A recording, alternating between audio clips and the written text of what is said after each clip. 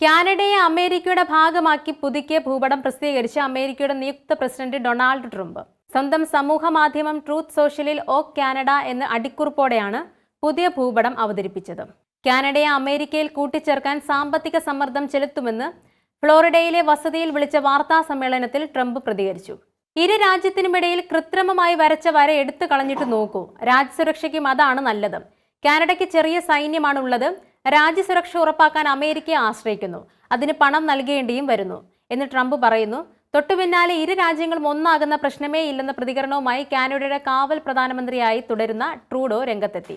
രണ്ടാം വട്ടം ജയിച്ചതിന് പിന്നാലെയാണ് കാനഡ അമേരിക്കയുടെ 51ാം സംസ്ഥാനമാക്കാമെന്ന വാഗ്ദാനം ട്രംപ് മുന്നോട്ട് വെച്ചത്. റഷ്യ ഉക്രൈൻ സംഘർഷം യുദ്ധത്തിൽ എത്തിച്ചത് നാറ്റോ ഇടപെടലെന്നും ട്രംപ് പറഞ്ഞു. റഷ്യ എതിർപ്പറിയിക്കും മുമ്പ് തന്നെ ഉക്രൈൻ നാറ്റോ ഇടപെടുന്നത് ഒഴിവാക്കേണ്ടതാണെന്ന് അറിയാമായിരുന്നു. മെക്സിക്കൻ ഉൾക്കടലിന്റെ പേര് അമേരിക്കൻ ഉൾക്കടൽ എന്നാക്കി മാറ്റുമെന്ന് അമേരിക്കയുടെ നിയുക്ത പ്രസിഡന്റ് ഡൊണാൾഡ് ട്രംപ് പറഞ്ഞു. ഒരു വലിയ പ്രദേശത്തെ പ്രതിനിധീകരിക്കുന്ന പേര് അങ്ങനെയാക്കുന്നതാണ് ഉചിതമെന്നും അദ്ദേഹം ഫ്ലോറിഡയിൽ വാർത്താ സമ്മേളനത്തിൽ പറഞ്ഞു. പേര് മാറ്റം എന്നത്തേക്ക് കൊണ്ടുവരുമെന്ന് വ്യക്തമാക്കിയിട്ടില്ല. എന്നാൽ ഈ ആവശ്യം ഉന്നയിച്ച് ഉടൻ പ്രമേയം അവതരിപ്പിക്കാമെന്ന് ജോർജിയയിൽ നിന്നുള്ള Republican MP Margery Taylor green പറഞ്ഞു.